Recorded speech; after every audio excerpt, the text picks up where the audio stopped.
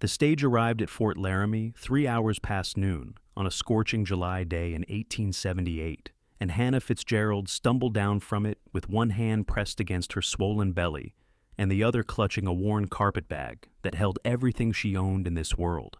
The fort bustled with activity despite the oppressive heat. Soldiers marched across the parade grounds, their boots kicking up clouds of dust that turned golden in the harsh Wyoming sunlight. Civilians mingled near the sutler's store, their conversations creating a constant hum that filled the air. Hannah stood there for a moment, disoriented and exhausted, feeling the baby shift inside her as if sensing her distress. She was 5 months along now, far enough that her condition was impossible to hide beneath her travel-stained dress. The stagecoach driver had already unloaded her trunk and driven away without so much as a farewell, leaving her utterly alone in this strange place. She had come west with promises ringing in her ears, promises of a new life and a fresh start. Thomas had sworn they would marry as soon as they reached the frontier, that his business opportunities in Wyoming would make them prosperous beyond her wildest dreams. She had believed him completely, had trusted him with her heart and her future and her virtue. They had traveled together from St. Louis, posing as husband and wife, though no ceremony had blessed their union. Everything had seemed perfect until they reached Cheyenne 2 weeks ago. That was where Thomas had vanished. She had woken one morning in their boarding house room to find him gone, along with all his belongings and most of her money. He had left behind only a brief note that said he could not be tied down, that he had made a terrible mistake, that she should return to her family in Pennsylvania. But Hannah had no family left to return to. Her parents had died of typhoid fever the previous winter, and her only brother had made it clear that she was no longer welcome in his household after she had announced her intention to travel west with a man who was not her husband. So here she stood at Fort Laramie, pregnant and penniless, with nowhere to go and no one to turn to. The baby kicked again, a firm pressure against her ribs that made her gasp. She pressed her hand more firmly against her belly and tried to think through the fog of exhaustion that clouded her mind. She needed to find work, needed to find shelter, needed to somehow survive long enough to bring this child into the world. A woman was watching her from the doorway of one of the buildings that lined the parade ground. She was perhaps 50 years old, with gray streaked through her brown hair and a face weathered by years of frontier life. Her expression was not unkind, but there was a wariness in her eyes as she studied Hannah's obvious condition. Hannah forced herself to straighten her spine and walked toward the woman with as much dignity as she could muster. "Excuse me, madam," Hannah said, her voice hoarse from the dusty journey. "I am looking for work, any kind of work at all. I can cook and clean and sew. I am a hard worker, I promise you." The woman's gaze dropped to Hannah's swollen belly and then rose again to her face.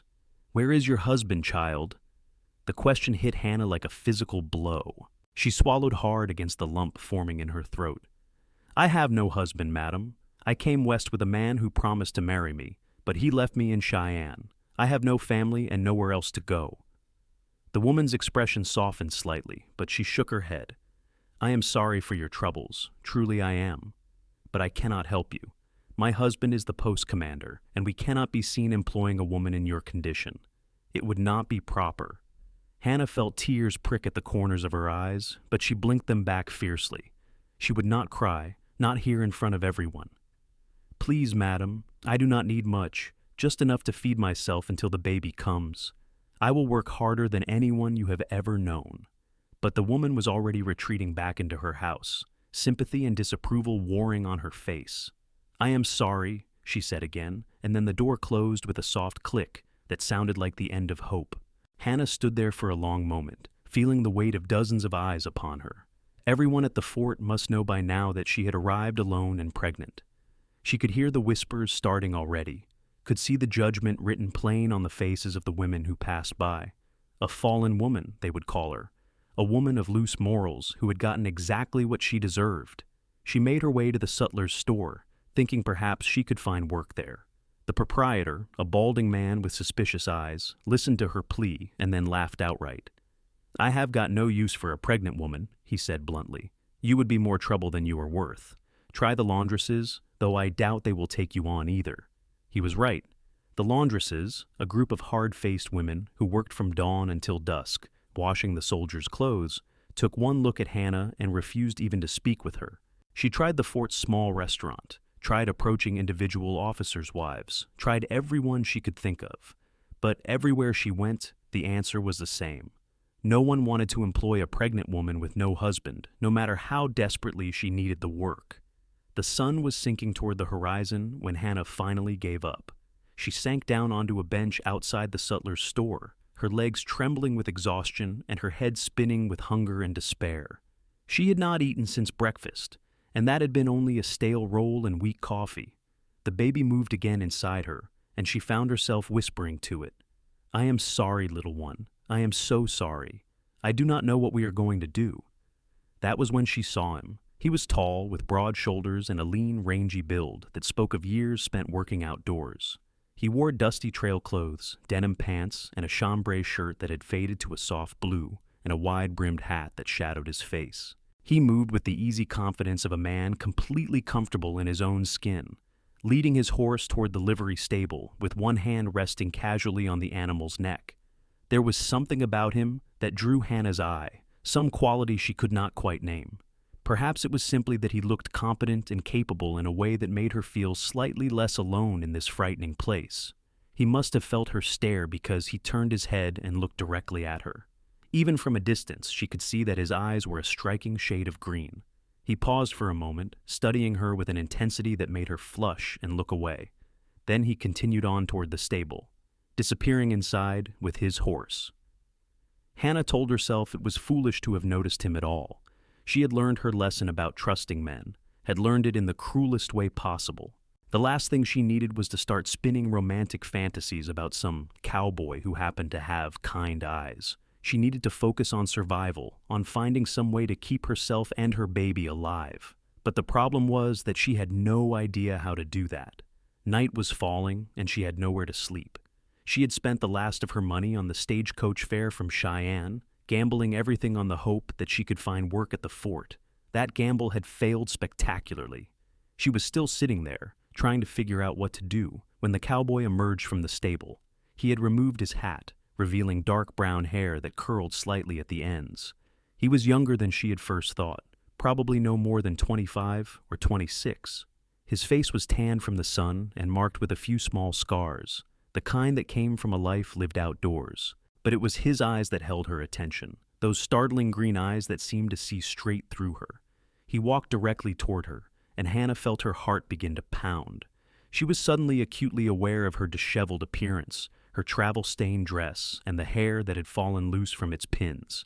She tried to smooth her skirt and tuck the loose strands behind her ears, but it was a futile effort. The cowboy stopped a few feet away from her bench. Up close, she could see the lines that sun and wind had carved around his eyes, the strong line of his jaw, the surprising gentleness in his expression. "Pardon me, miss," he said, and his voice was deep and rich with a slight drawl that suggested he had been raised somewhere in the South.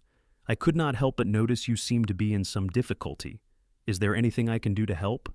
Hannah opened her mouth to say no, to tell him she was fine and needed nothing from anyone, but the words would not come. Instead, to her absolute horror, she felt tears begin to roll down her cheeks.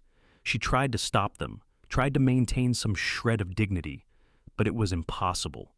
The floodgates had opened, and suddenly she was sobbing, great gasping sobs that shook her whole body. The cowboy moved quickly, sitting down beside her on the bench and producing a clean handkerchief from his pocket. "Here now," he said gently. "It is all right. You are safe. Whatever is wrong, we will figure it out." His kindness only made her cry harder. She took the handkerchief and pressed it to her face, breathing in the scent of soap and leather and something indefinably masculine. It took several minutes before she could regain enough control to speak. "I am sorry," she managed finally, her voice thick with tears. "I did not mean to fall apart like that. It has just been a very difficult day." "No need to apologize," the cowboy said. His voice was soothing, like cool water on a hot day. "We all have difficult days. My name is Ethan Bishop, and I am pleased to make your acquaintance, though I wish it were under better circumstances." "Hannah Fitzgerald," she said, dabbing at her eyes with his handkerchief. "Thank you for your kindness, Mr. Bishop. You are the first person who has shown me any since I arrived." Ethan looked at her thoughtfully.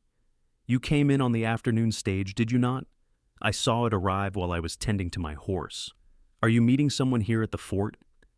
Hannah felt her throat tighten again, but she forced herself to speak calmly.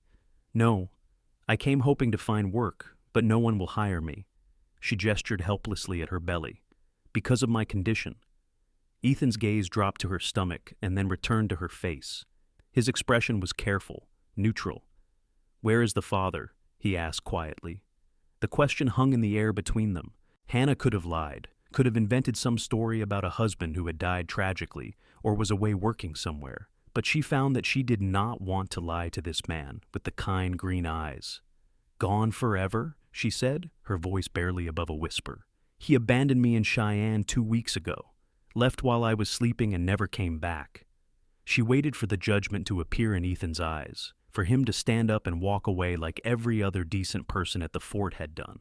But instead, his expression softened with what looked like genuine sympathy. I am sorry, he said. That is a terrible thing for a man to do. He should be horsewhipped for treating you that way. Hannah let out a shaky laugh. Perhaps he should, but he is long gone, and I am here, and I need to figure out how to survive. The problem is that I have no money left, nowhere to stay, and no prospects for employment. I do not suppose you know of anyone who might be willing to hire a pregnant woman. Ethan was quiet for a moment, his brow furrowed in thought. I might, he said slowly. I have a ranch about 20 miles south of here. It is not much, just a small cattle operation, but I have been needing help around the place. Someone to cook and keep the house and help with the garden. The work would not be too strenuous, nothing that would harm you or the baby. And there is a separate bedroom where you could stay. You would have your privacy. Hannah stared at him in disbelief. You would hire me, even knowing my situation?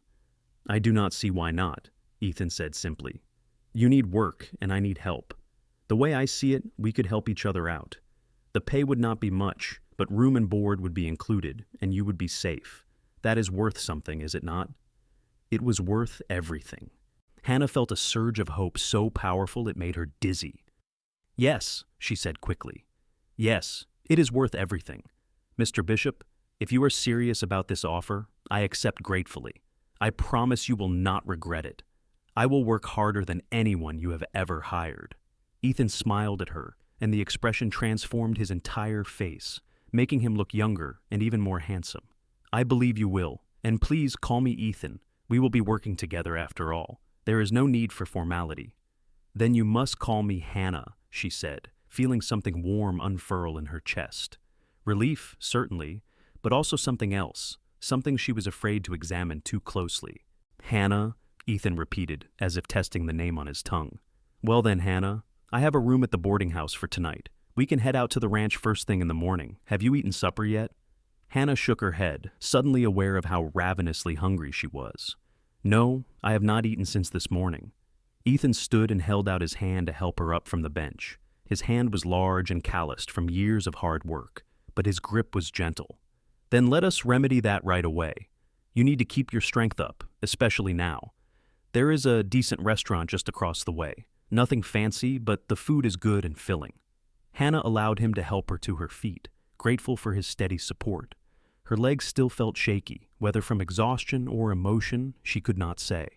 They walked together across the parade ground, and Hannah was acutely aware of the curious stares that followed them. She knew what people were thinking, knew the conclusions they were jumping to, but for once she found that she did not care. Let them think what they wanted. For the first time since Thomas had abandoned her, she had hope for the future. The restaurant was small and crowded, filled with soldiers and civilians, all talking and eating with gusto. Ethan found them a table in the corner, away from the worst of the noise. He ordered for both of them beef stew and fresh bread and apple pie for dessert, and coffee that was strong and hot and wonderful. Hannah ate like she was starving, which she supposed she was. The stew was rich and savory, full of tender chunks of meat and vegetables. The bread was warm and crusty, perfect for soaking up the gravy.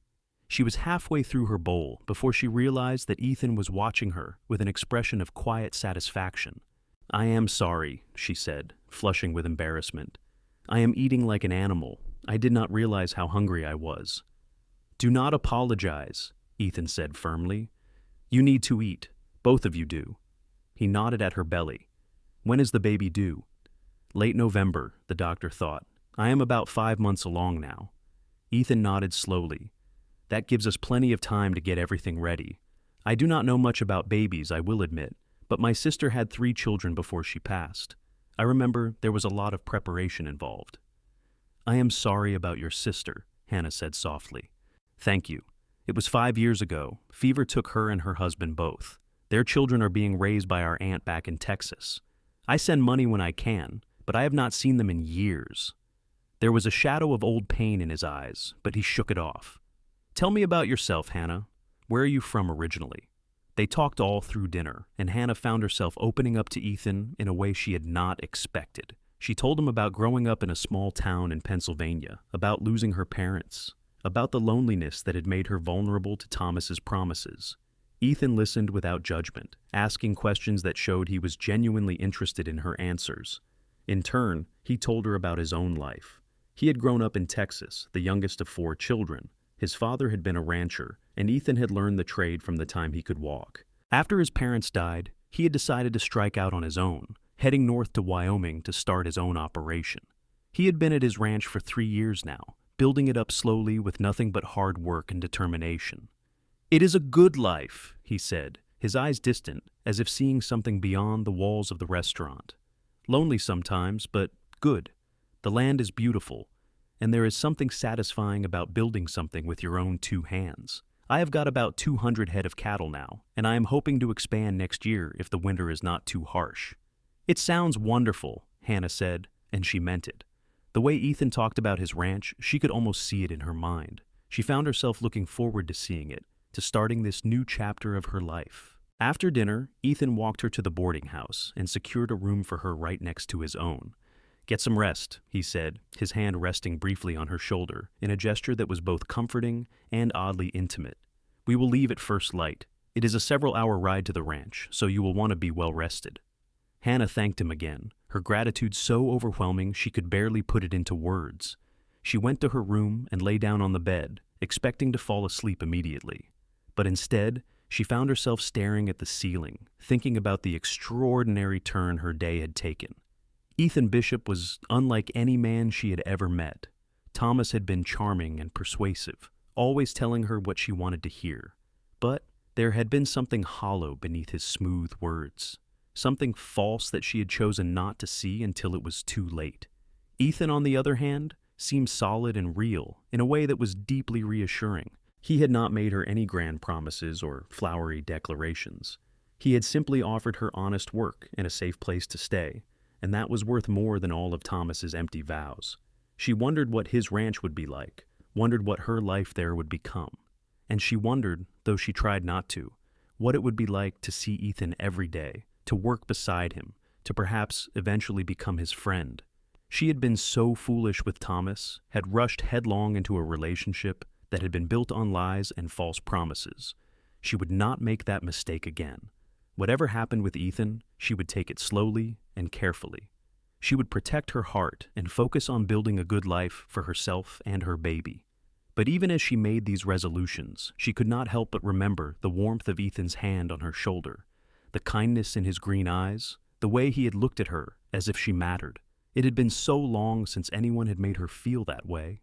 And despite all her caution and all her hard-won wisdom, she felt something small and fragile beginning to bloom in her chest. Hope, she told herself firmly.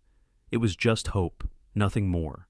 Hope for a better future, for a chance to start over, for the possibility that maybe, just maybe, everything would turn out all right after all. She finally fell asleep with that thought warming her, and for the first time in weeks, her dreams were peaceful. The next morning dawned clear and cool, the air carrying just a hint of the autumn that would arrive in a few months. Hannah rose early and dressed in her most practical clothes, a simple brown dress that was sturdy enough for travel. She packed her few belongings into her carpet bag and went downstairs to find Ethan already waiting for her. He had procured a wagon for the journey, mindful of her condition. I thought it would be more comfortable for you than riding, he explained as he helped her up onto the seat. The road is rough in places, but at least you will not be bouncing around on horseback. They left Fort Laramie as the sun was rising, painting the sky in shades of pink and gold. The landscape around them was vast and beautiful in its starkness, rolling grasslands that stretched to the horizon and beyond. Hannah had never seen so much open space in her life. In Pennsylvania, everything had been close and contained, forests and farms and tidy little towns. Here, the world seemed endless. Ethan drove the wagon with easy competence, his hands relaxed on the reins. His horse was tied to the back of the wagon, following along patiently. For a while, they rode in comfortable silence, with only the creaking of the wagon wheels and the clip-clop of hooves to break the quiet. "Tell me about the ranch," Hannah said eventually. "What is it like?" Ethan's face lit up with the question, and Hannah could see how much the place meant to him. "It sits in a valley with a creek running through it, good water year-round, which is the most important thing out here. The house is small, just 3 rooms, but it is solid. I built it myself with logs from the hills nearby. There is a barn for the horses and a few outbuildings for storage. The cattle range over about 500 acres, though I do not own all of it. Some is public land, but I have staked my claim to the best parts." He talked on, describing the daily routines of ranch life, the work that needed to be done with each passing season. Hannah listened intently, trying to picture it all in her mind. It sounded like hard work, but honest work, the kind that left you tired but satisfied at the end of the day. "I should warn you," Ethan said after a while, his tone becoming more serious. "It is isolated out there. The nearest neighbor is 10 miles away, and it is a long ride to town for supplies. Some women find the loneliness difficult to bear." "I think I will be all right," Hannah said. "After what I have been through, a little quiet sounds rather appealing." Ethan glanced at her, his expression thoughtful. "You are stronger than you look, are you not?" "I am learning to be," Hannah said. "I did not used to be strong. I was always the sheltered daughter, the one who needed to be protected and taken care of. But life has a way of teaching you that you are capable of more than you thought." "That it does," Ethan agreed. "I learned that lesson myself when my parents died. I was only 19, barely more than a boy, but suddenly I had to be a man, had to take care of things, make decisions, stand on my own 2 feet. It was terrifying, but it was also the making of me." They continued talking as the sun climbed higher in the sky, sharing stories and learning about each other. Hannah discovered that Ethan had a quiet sense of humor that emerged at unexpected moments, a way of looking at the world that was both practical and surprisingly poetic. He spoke about the land with reverence, about the cattle with affection, about the life he was building with unmistakable pride, and the more they talked, the more Hannah found herself drawn to him. Not in the reckless, passionate way she had been drawn to Thomas, but in something deeper and more solid. She felt safe with Ethan, safe in a way she had never felt with anyone before. There was an honesty to him, a straightforwardness that meant she did not have to guess at hidden meanings or worry about ulterior motives. What you saw was what you got with Ethan Bishop, and what she saw was a good man. They stopped around midday to rest the horses and eat the lunch Ethan had packed. He spread a blanket under a cottonwood tree, and they sat in the shade eating cold chicken and biscuits. The baby was active today, moving around inside her, as if excited about the journey. Hannah pressed her hand against her belly, feeling the flutter of movement. Ethan noticed the gesture. "Does it hurt?" he asked. "When the baby moves like that?" "No, not at all. It feels strange, but not painful, like butterflies or like someone is tickling me from the inside." She hesitated, then said, "Would you like to feel?" Ethan looked surprised, almost shocked. "Are you sure? That seems like something very private." "It is," Hannah said. "But you have been so kind to me, and I want to share this with you. If you want to, that is." Slowly, almost reverently, Ethan reached out and placed his hand on her belly. His palm was warm through the fabric of her dress. They sat there for a moment, waiting, and then the baby kicked right under Ethan's hand. His eyes went wide with wonder. "My God," he breathed. "That is amazing. There is really a person in there, a whole little person." Hannah felt tears prick at her eyes, though these were happy tears. "Yes, there is, and somehow I have to figure out how to be a mother to him or her, even though I have no idea what I'm doing." "You will figure it out," Ethan said with absolute certainty. "You are smart and strong and kind. That is what matters. The rest you will learn as you go." His hand was still on her belly, and Hannah found she did not want him to move it. The gesture felt intimate but not improper, tender in a way that made her heart ache. She looked at Ethan's face, at the wonder and gentleness there, and felt something shift inside her. Not love, not yet, but the possibility of it. The recognition that maybe, someday, if she was very lucky, this good man might come to care for her as more than just an employee. But she pushed that thought away as soon as it formed. She could not let herself hope for too much. She had a safe place to live and honest work to do, and that was already more than she had dared to dream of yesterday. Anything beyond that was too dangerous to contemplate. They reached the ranch in the late afternoon, and Hannah's first sight of it took her breath away. Ethan had been modest in his description. The valley was beautiful, lush and green, with the creek sparkling in the sunlight as it wound through the center. The house sat on a gentle rise overlooking the water, a sturdy log structure with a wide porch and windows that faced the setting sun. Beyond it, she could see the barn and outbuildings, all well-maintained and solid. "Welcome home," Ethan said quietly, and Hannah realized with a start that he was right. This was home now, or at least it would be. The thought filled her with a strange mixture of excitement and trepidation. Ethan helped her down from the wagon and led her into the house. The interior was simple but comfortable, with handmade furniture and clean floors. The main room served as both kitchen and living area, with a large stone fireplace dominating one wall. There were 2 doors leading off the main room, and Ethan opened one to reveal a small bedroom. "This will be yours," he said. "It is not much, but it is private. My room is on the other side, and I promise to respect your privacy completely. You do not need to worry about that." Hannah looked around the room, taking in the simple bed with its colorful quilt, the chest of drawers, the small window that looked out over the valley. It was plain and spare, but it was clean and safe, and hers. "It is perfect," she said softly. "Thank you, Ethan, for everything." They spent the rest of the afternoon getting Hannah settled in. Ethan showed her around the ranch, introducing her to the 3 horses in the barn and explaining the daily routines. The work, he assured her, would not be too demanding. Cooking and cleaning, tending the vegetable garden, gathering eggs from the chickens, perhaps doing some mending. Nothing that would overtax her strength. That evening, Ethan insisted on cooking dinner himself, claiming he wanted to give her time to rest from the journey. Hannah sat at the table and watched him work, surprised by his competence in the kitchen. The meal he produced was simple but delicious. Fried potatoes and bacon and eggs with bread toasted over the fire. They ate together as the sun set outside the windows, painting the valley in shades of purple and gold. The peace of the place settled over Hannah like a warm blanket, and she felt the tension that had been knotted in her shoulders for weeks finally begin to ease. "I think I'm going to like it here," she said, as Ethan poured them both coffee from the pot on the stove. "I hope so," Ethan replied. "I will do my best to make sure you are comfortable and happy. You have been through enough hardship. You deserve some peace and quiet." Hannah looked across the table at him, at his honest face and kind eyes, and felt her heart swell with gratitude, and something more, something she was still afraid to name. "You are a good man, Ethan Bishop. I do not know what I did to deserve your kindness, but I am grateful for it." Ethan looked embarrassed by the praise. "I am just doing what any decent person would do. You needed help, and I was able to provide it, that is all." But Hannah knew it was more than that. She had met plenty of supposedly decent people at Fort Laramie, and not one of them had lifted a finger to help her.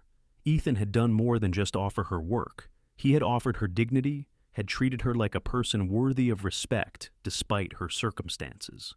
That was a rare and precious thing. The days that followed settled into a comfortable rhythm. Hannah rose early each morning to prepare breakfast for them both.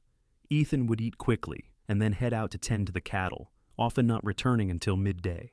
Hannah spent her mornings cleaning the house, which needed far more attention than Ethan's bachelor habits had provided, and working in the garden. The vegetables were thriving in the late summer heat, and she took pleasure in harvesting tomatoes and squash and beans for their meals.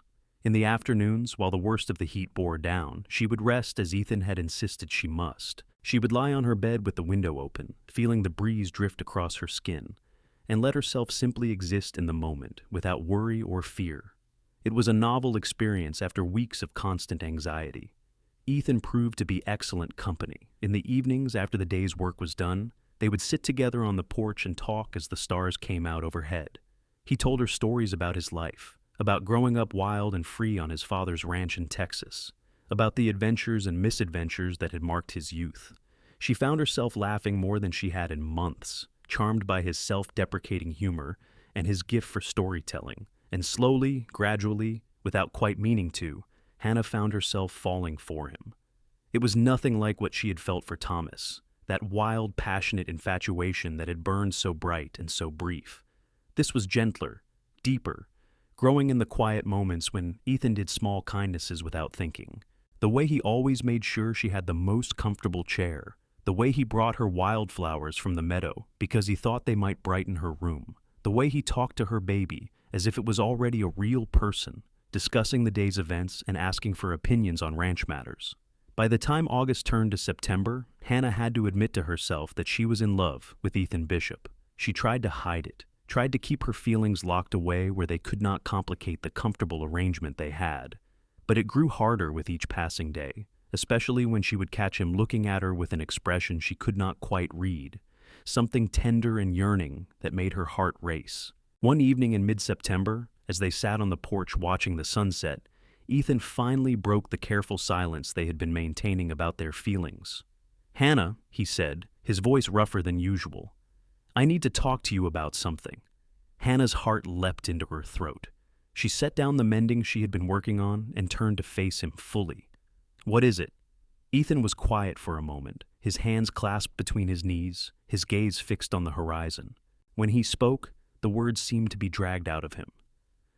"I know that you have been through a terrible ordeal. I know that you have every reason to be wary of men and their promises.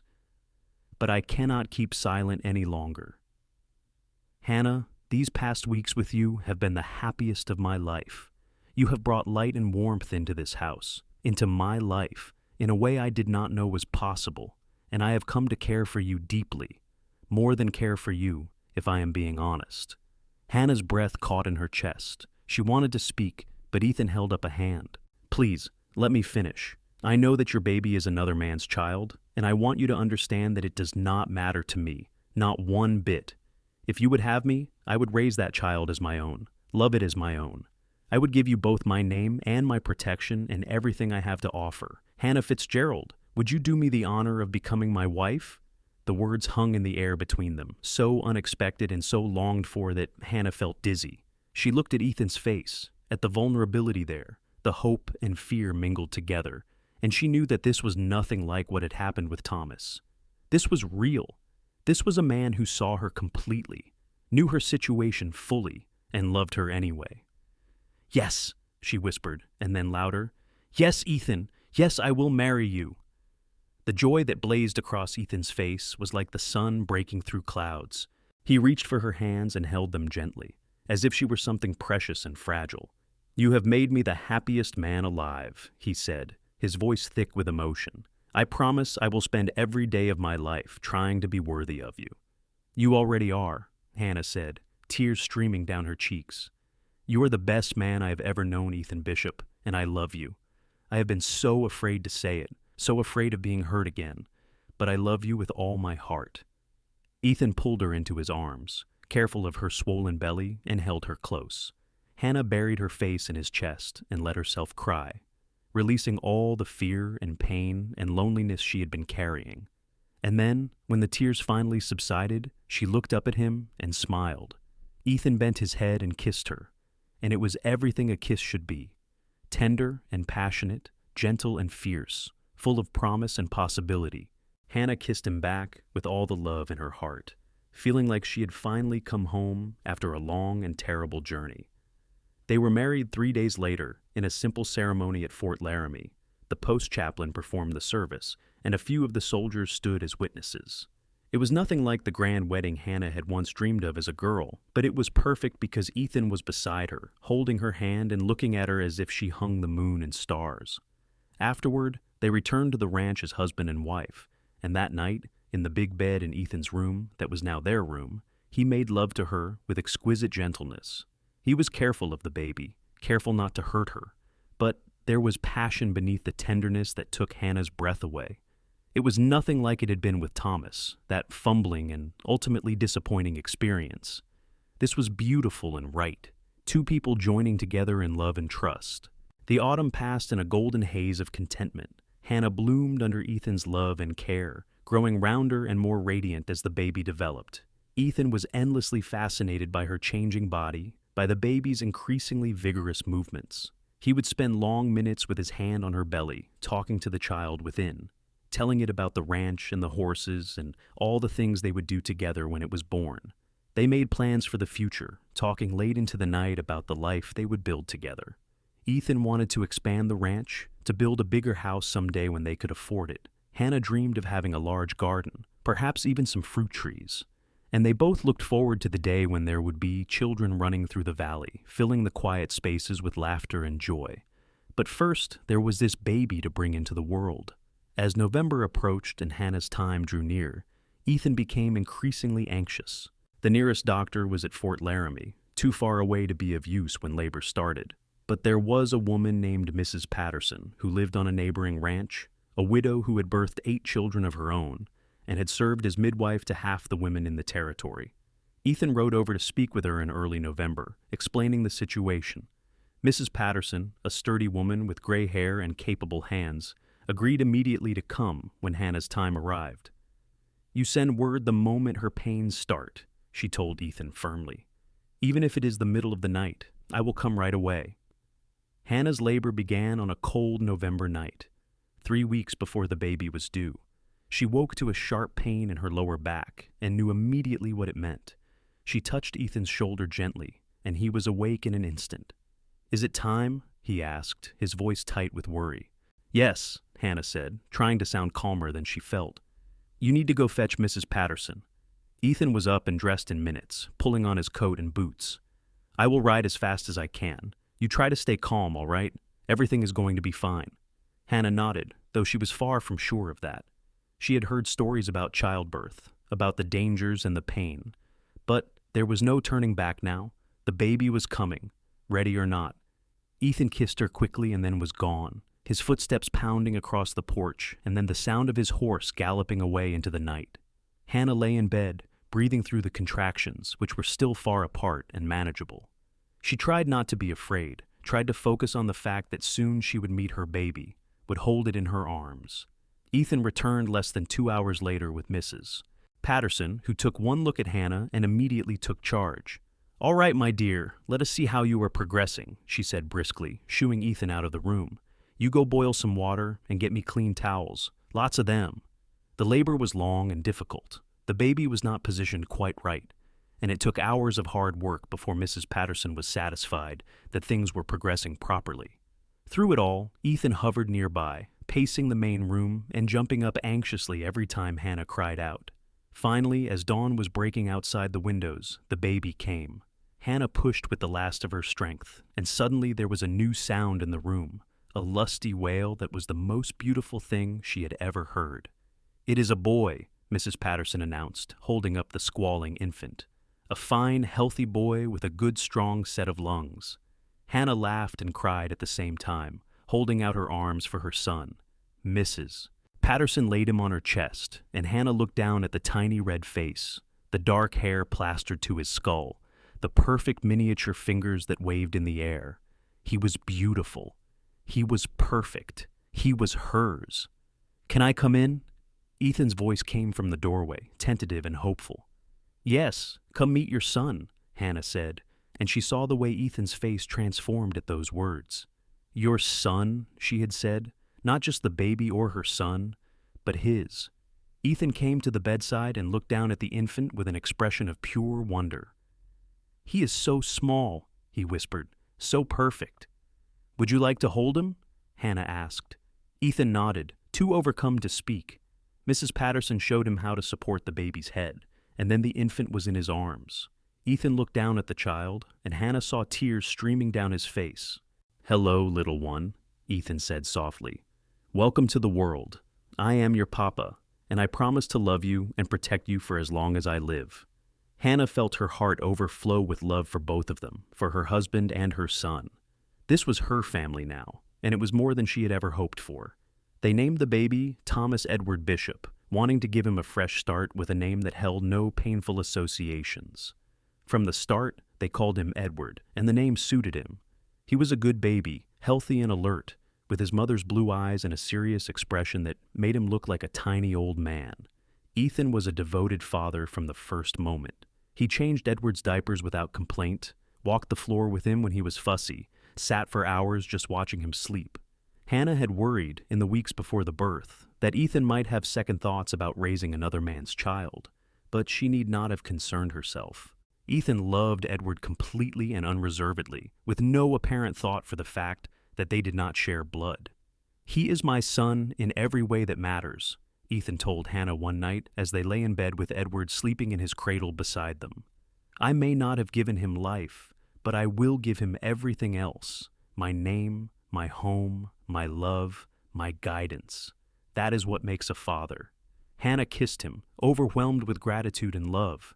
"You are an extraordinary man, Ethan Bishop, and Edward is lucky to have you for a father."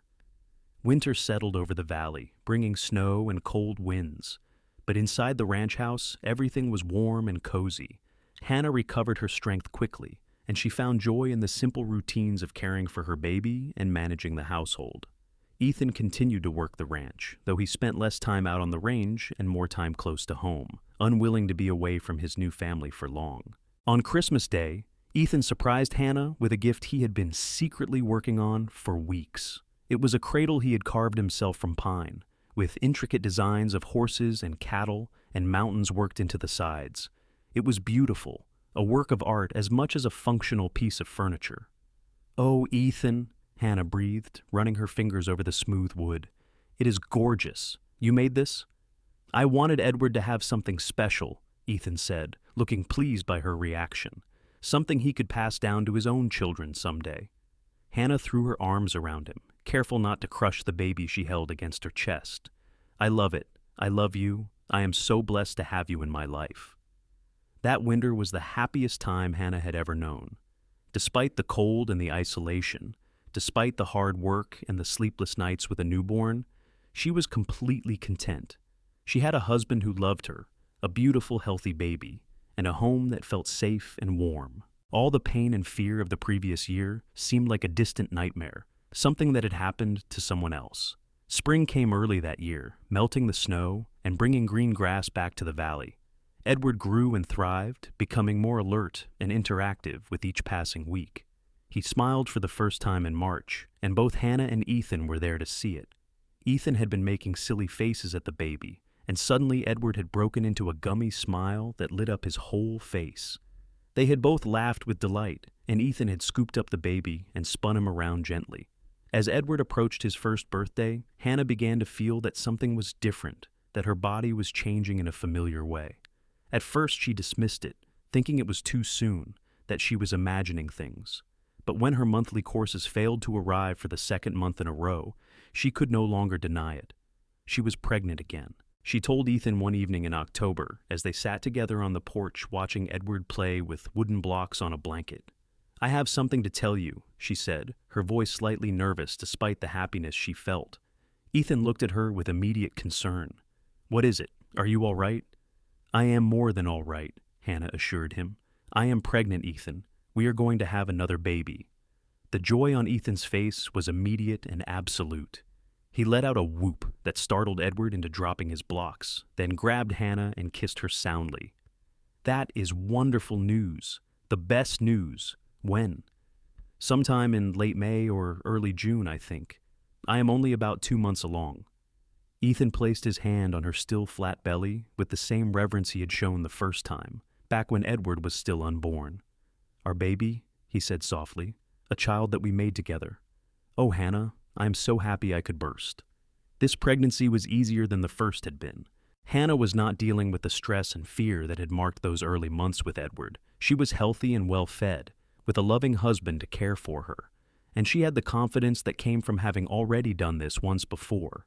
Edward was walking by the time spring arrived, toddling around the house on unsteady legs and getting into everything. He was a curious child, always exploring, always learning. Ethan spent hours with him, teaching him about the animals and the land, carrying him on his shoulders around the ranch. The bond between father and son was beautiful to see. Hannah's second labor began on a warm June morning. This time, there was no panic or fear. Ethan sent one of the ranch hands, a young man he had hired in the spring to help with the growing herd, to fetch Mrs. Patterson, and Hannah settled in to do the work, confident that everything would be fine. She was right. This baby came more quickly than Edward had. a process of only 6 hours from start to finish. And when the infant finally emerged, Mrs. Patterson announced with satisfaction, "Another boy, and he looks just like his papa." It was true. While Edward had Hannah's blue eyes and lighter coloring, this baby had Ethan's dark hair and the promise of his green eyes. He was smaller than Edward had been, but perfectly formed and healthy. Ethan held his biological son for the first time and wept openly. "He is perfect," he said through his tears. "Absolutely perfect, just like his mother." They named him Samuel James Bishop, and from the start, he was an easy baby. He nursed well, slept soundly, and rarely fussed. Edward was fascinated by his new brother, wanting to touch him and help with him constantly. Hannah had to watch carefully to make sure the toddler's enthusiasm did not become overwhelming for the infant. The years that followed were busy and full. The ranch continued to grow as Ethan expanded the herd and acquired more land. He hired additional help, 2 more ranch hands who lived in a bunkhouse Ethan built beyond the barn. The extra income allowed them to make improvements to the house, adding on 2 more bedrooms and a proper dining room. Edward and Samuel grew up healthy and strong, 2 boys who were as different as night and day, but who loved each other fiercely. Edward was serious and thoughtful, a child who preferred books to rough play. Samuel was wild and energetic, always climbing trees and getting into mischief. Ethan loved them both equally and completely, never showing the slightest favoritism or treating Edward any differently than his biological son. In 1882, Hannah gave birth to their daughter, a girl they named Rose. She had her father's green eyes and her mother's blonde hair, and she wrapped both her parents and her brothers around her tiny finger from the moment she was born. The boys doted on their baby sister, Edward reading to her for hours, and Samuel bringing her wildflowers from the meadow. The ranch house rang with laughter and noise, with the chaos and joy that came from raising 3 active children. It was everything Hannah had ever wanted, and more than she had dared to dream of during those dark days at Fort Laramie. On a warm summer evening in 1885, Hannah and Ethan sat together on the porch, watching their children play in the yard. Edward, now 7 years old, was teaching 5-year-old Samuel how to throw a rope. 3-year-old Rose was making a crown of dandelions, her tongue sticking out in concentration. "Do you ever think about that day at Fort Laramie?" Ethan asked quietly. "The day we met?" Hannah turned to look at her husband. He was 33 now, with a few lines around his eyes and threads of gray in his dark hair. He was still the handsomest man she had ever seen, but more than that, he was the best man she had ever known.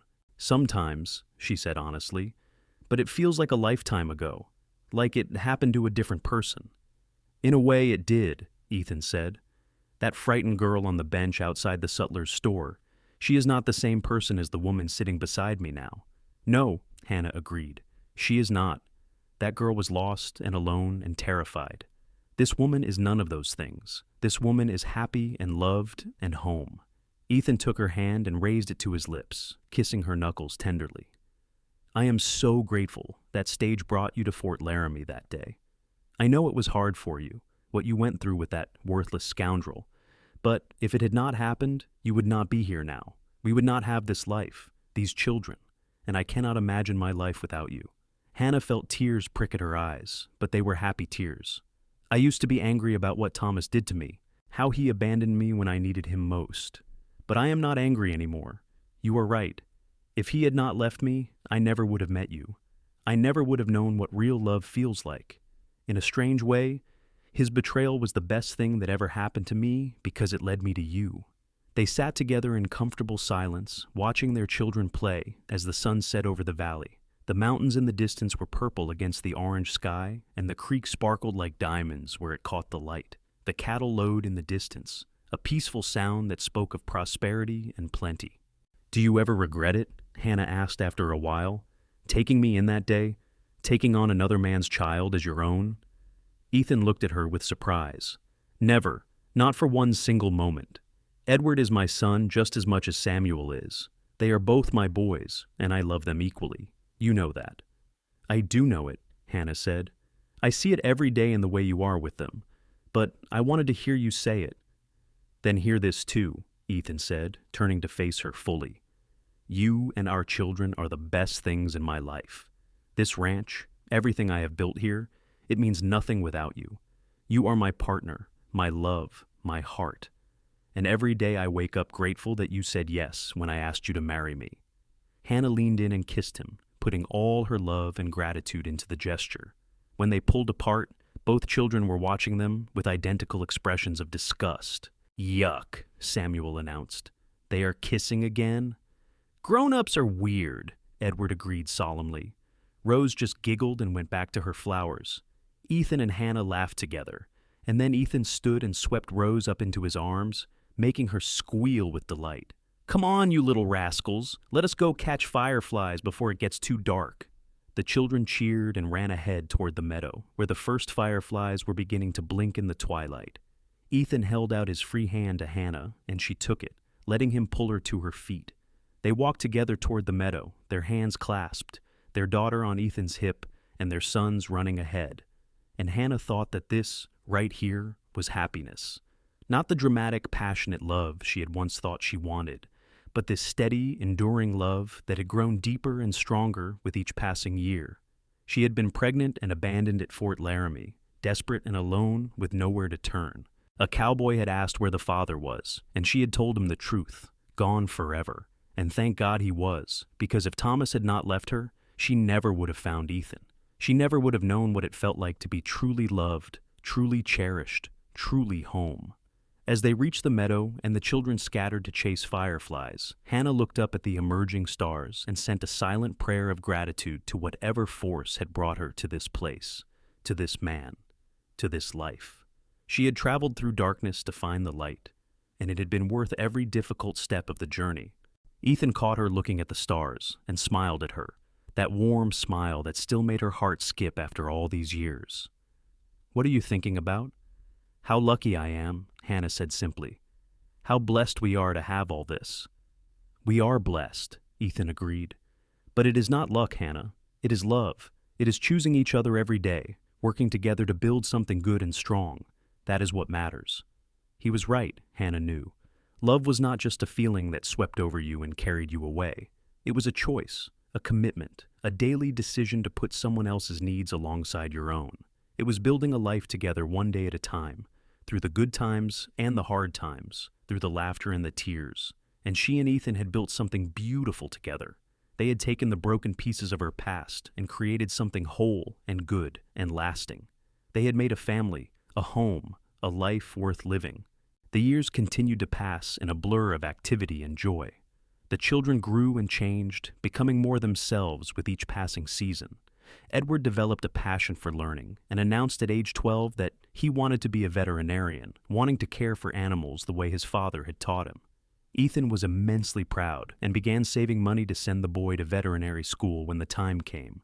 Samuel remained wild and energetic, a natural horseman who could ride almost before he could walk. He loved the ranch life with a passion that matched his father's, and it was clear that he would take over the operation someday.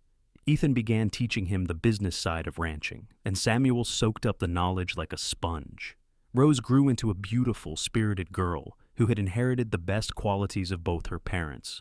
She was smart and kind, with a stubborn streak that served her well. She loved to help her mother in the garden and had a gift for making things grow. In 1889, when Rose was 7 years old, Hannah discovered she was pregnant again. She was 34 now, and while she was healthy and strong, this pregnancy was harder than the previous ones had been. She tired more easily and had to rest frequently. Ethan hovered over her like a mother hen, insisting she take it easy and let the children help more with the household chores. Their fourth child, a boy they named William Daniel Bishop, was born in March of 1890. He came into the world during a late spring snowstorm, with the wind howling outside the windows and the fire roaring in the fireplace. Mrs. Patterson, now quite elderly but still sharp as a tack, attended the birth as she had all the others. William was a content baby with his mother's blue eyes and a temperament that was pure sunshine. He smiled at everyone, charmed everyone, and brought a new kind of joy to the household. The older children adored him, fighting over who got to hold him and help care for him. As the 1890s dawned, the ranch was more prosperous than ever. Ethan had built it into one of the most successful operations in the territory. They had over 1,000 head of cattle now, and the land they owned or leased stretched for miles. The original 3-room house had been expanded and improved until it was a genuine ranch house, large and comfortable with room for their growing family. But despite all their success and prosperity, Hannah and Ethan never forgot where they had started. Every year on the anniversary of the day they met, they would take a wagon ride to Fort Laramie. They would walk the parade ground, and Ethan would show Hannah the bench outside the sutler's store where he had first seen her, frightened and alone and pregnant. "This is where our story began," he would say every year.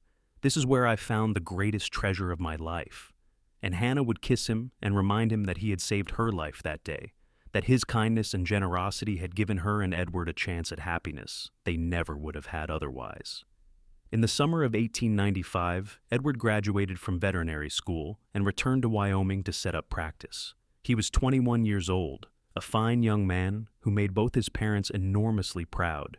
He had grown into his father's height and his mother's gentle nature, and he had a gift with animals that was truly remarkable.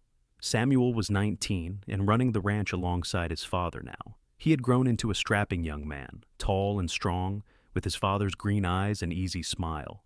He was courting a girl from a neighboring ranch, a sweet blonde named Mary, who fit into their family as if she had always been there. Rose was 13, on the cusp of womanhood, beautiful and bright and full of dreams. She wanted to be a teacher, wanted to start a school for ranch children who had no easy access to education.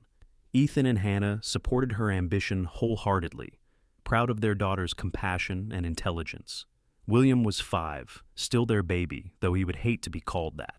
He was loud and energetic, constantly underfoot and into everything, but he kept the household lively and reminded them all not to take life too seriously.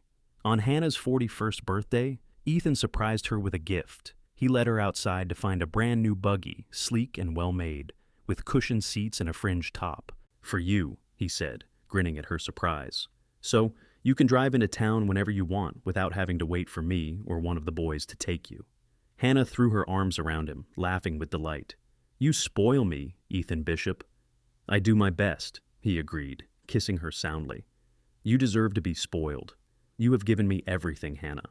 4 incredible children, a home filled with love and laughter, a partnership that makes every day worth living.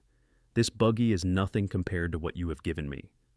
That night, after the children had gone to bed, Hannah and Ethan sat together in their bedroom, holding hands and talking quietly.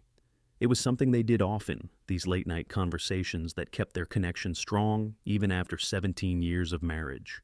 "Do you remember what you said to me that first night at Fort Laramie?" Hannah asked. "When you offered me work at the ranch?" "I said a lot of things that night," Ethan replied with a smile. "Which part are you thinking of?" "You said that we could help each other out, that I needed work and you needed help, and together we could make it work." "I remember," Ethan said. "And we did make it work, did we not?" "We made it more than work," Hannah said, squeezing his hand. "We made it beautiful. We built a life together that is better than anything I could have imagined. And I want you to know that I do not take any of it for granted. Not your love, not our children, not this home we have created. I am grateful for all of it every single day." Ethan pulled her close, wrapping his arms around her. "I am grateful too, for you, for our family, for the chance we had to find each other. You know, sometimes I think about that day at Fort Laramie, and I wonder what would have happened if I had not noticed you sitting there, if I had just gone about my business and left you alone." "Do not think about that," Hannah said firmly. "You did notice me, you did help me, and everything turned out exactly the way it was supposed to." "You are right," Ethan agreed. "And I would not change a single thing about our life together. Well, except maybe I would have fallen in love with you even faster if that were possible." Hannah laughed and kissed him, putting all her love and passion into it. After all these years, Ethan could still make her heart race, could still make her feel like the most beautiful and cherished woman in the world. That was a kind of magic, she thought, the magic of true and lasting love.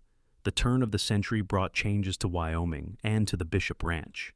The territory was evolving, becoming more settled and civilized. The wild frontier days were fading into memory, replaced by something more stable and permanent. Towns were growing, roads were improving, and the railroad had made travel and commerce easier than ever before. In 1902, Samuel married his sweetheart Mary in a beautiful ceremony at the ranch. The whole community turned out for the celebration, which lasted 2 days and featured enough food to feed an army, Hannah cried happy tears as she watched her son exchange vows with the woman he loved, remembering her own simple ceremony at Fort Laramie all those years ago. Samuel and Mary built their own house on the ranch property, close enough to help with the operation, but far enough to have their own privacy. Within a year, they had made Hannah and Ethan grandparents with the birth of a baby girl they named Clara. Edward had established a thriving veterinary practice and had proposed to a young woman named Grace, who worked as a teacher in town. Their wedding was planned for the following spring, and Hannah was already dreaming of more grandchildren. Rose had indeed become a teacher, establishing a small school on the ranch that served the children of the growing community. She was passionate about education and had a gift for inspiring her students. Several young men had come calling, but she insisted she was too busy with her work to think about marriage. Hannah suspected that would change once the right man came along. William was 13 now, at that awkward age between childhood and manhood. He was talking about following in his brother Samuel's footsteps and becoming a rancher, though Ethan cautioned him that he had plenty of time to decide what he wanted to do with his life. On a warm October evening in 1903, Hannah and Ethan celebrated their 25th wedding anniversary. The whole family gathered at the ranch for a party, and the house was filled with laughter and music and love. Edward and Grace were there with their newborn son. Samuel and Mary came with Clara and their new baby, a boy named Ethan after his grandfather. Rose had organized the whole event, decorating the house with flowers and ribbons. William had made a speech that had everyone laughing and crying at the same time. But the best moment came at the end of the evening, when everyone else had gone home or to bed, and Hannah and Ethan were alone on the porch where they had spent so many evenings over the years. The stars were brilliant overhead, and the valley was peaceful in the moonlight. 25 years, Ethan said softly. It has gone by so fast. And yet it feels like I have known you my whole life, Hannah replied. I cannot remember a time when you were not the center of my world. I love you, Hannah Bishop, Ethan said, taking both her hands in his. I loved you from that first day at Fort Laramie, when you were crying on that bench and looked so lost and alone. I loved you when you said yes to my proposal. I loved you when you gave me 4 incredible children. I love you now, more than ever, and I will love you until the day I die and beyond. Hannah felt tears roll down her cheeks, but they were happy tears. I love you too, Ethan. You saved my life in every way a person can be saved. You gave me hope when I had none. You gave me love when I thought I was unlovable. You gave me a home and a family and a future. You made me believe in happiness again. That is the greatest gift anyone could ever receive. They kissed under the stars. 2 people who had found each other against all odds and had built something beautiful and lasting together. Their journey had not always been easy, but it had been worth every struggle, every challenge, every moment of doubt. Because in the end, love had won. Love and commitment and the daily choice to be there for each other. Through the good times and the bad, through the laughter and the tears, through all the ordinary moments that made up a life.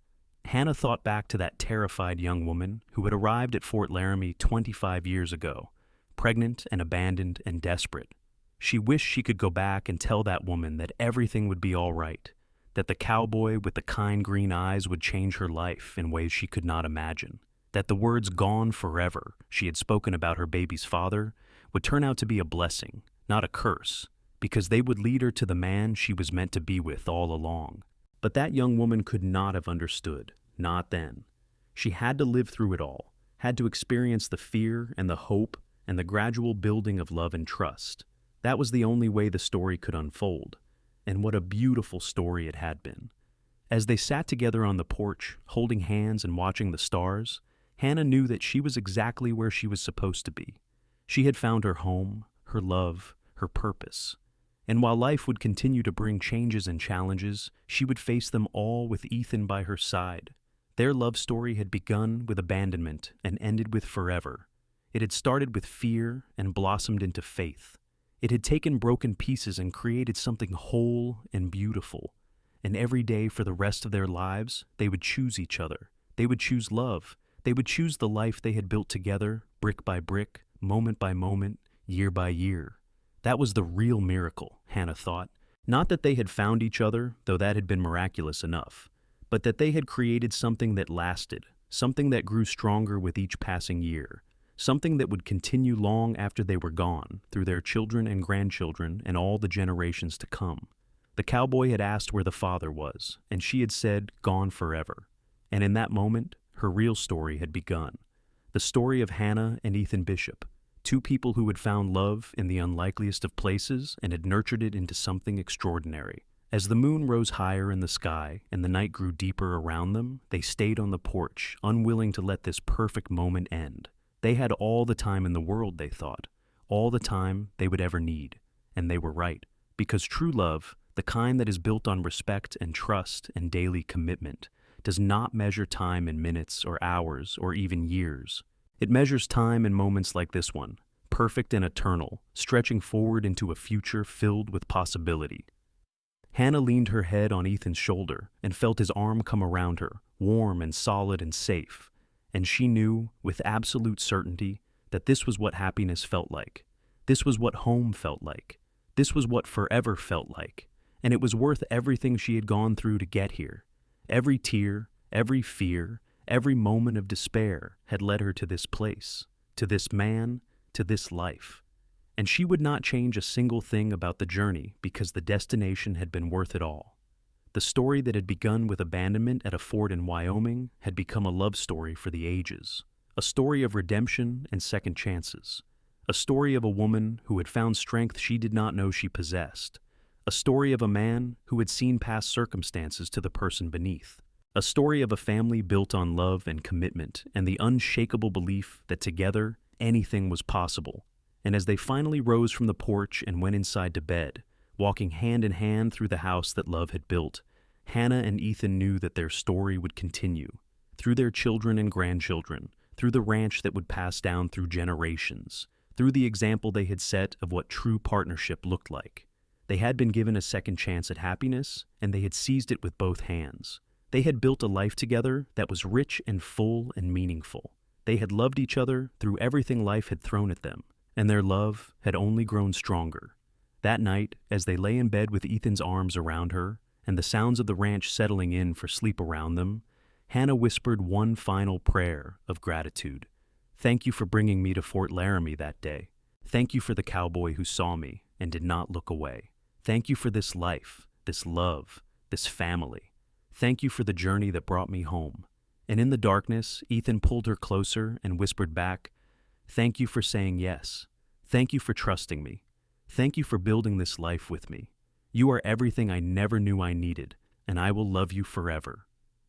It was the perfect ending to a perfect day, and the perfect beginning to all the days that would follow, because their story, the story of Hannah and Ethan Bishop, was not just about the past. It was about the present they were living and the future they would create together. It was a story of love conquering fear, of hope triumphing over despair, of two lonely souls finding each other and creating something beautiful. It was a story that would be told and retold through the years, inspiring others who faced their own challenges and struggles. But most importantly, it was their story. A story written not just in grand gestures and dramatic moments, but in the quiet everyday acts of love and care that they showed each other. In the morning, coffee poured just right. In the hand held across the dinner table. In the goodnight kiss that never failed to come. In the laughter shared and the tears wiped away. In the dreams spoken aloud and the fears confessed in the dark. That was real love, Hannah thought as she drifted off to sleep. Not the passionate whirlwind that burned bright and fast, but the steady flame that warmed through all the years. The love that lasted, the love that mattered, the love that made everything else worthwhile. And as sleep finally claimed her, held safe in her husband's arms, in the house they had built together on the land they loved, Hannah knew that she had everything she could ever want or need. She had come through the darkness into the light, and the light was more beautiful than she had ever imagined. Their story, which had begun with two simple questions and one heartbreaking answer, had become an epic tale of love and redemption. The cowboy had asked where the father was. She had said, "Gone forever," and from that moment, everything had changed. Gone forever was the fear and loneliness. Gone forever was the shame and despair. Gone forever was the girl who had once thought her life was over. In their place had come love and family and belonging. In their place had come strength and purpose and joy. In their place had come Hannah Bishop, wife and mother and partner, living a life beyond her wildest dreams. And so, the story ended where all the best stories end, not with a grand finale, but with the promise of more days to come. More mornings waking up beside the person you love. More evenings watching the sunset over land you have made your own. More moments of ordinary magic that add up to an extraordinary life. The fort where Hannah had once stood alone and afraid was still there, but she was not. She had moved on, moved forward, moved into a future she had helped create. And while she would never forget where she had been, she was far more interested in where she was going. With Ethan by her side, with their children and grandchildren around them, with the ranch stretching out beneath the Wyoming sky, Hannah had everything she needed to face whatever came next. They had built something strong and lasting, something that would endure long after they were gone, and that, Hannah thought in those last moments before sleep, was the real happy ending. Not a single perfect moment frozen in time, but a life lived fully and well, surrounded by love and filled with purpose. That was what they had created together, she and her cowboy with the kind green eyes. That was what they had built from the ashes of abandonment and despair. A love story for the ages, a family that would span generations, a home that would always welcome, always shelter, always protect. And it had all started with a simple act of kindness from a stranger who had seen a pregnant woman crying on a bench and had decided to help. That one moment of compassion had changed everything, had set in motion a chain of events that would echo through the years. So as Hannah finally surrendered to sleep, warm and safe and loved beyond measure, she carried with her one final thought. That kindness matters, that love endures, that even when things seem darkest, hope can be found in the most unexpected places, and that sometimes, when one door closes and a father is gone forever, another door opens. And through that door walks a cowboy who will change your life, who will give you his name and his heart and his future without hesitation. That cowboy had asked where the father was. She had said gone forever. And from that honest answer had sprung the greatest love story Hannah would ever know. The story of two people who had found each other when they needed each other most, and had built a forever that nothing could ever tear apart.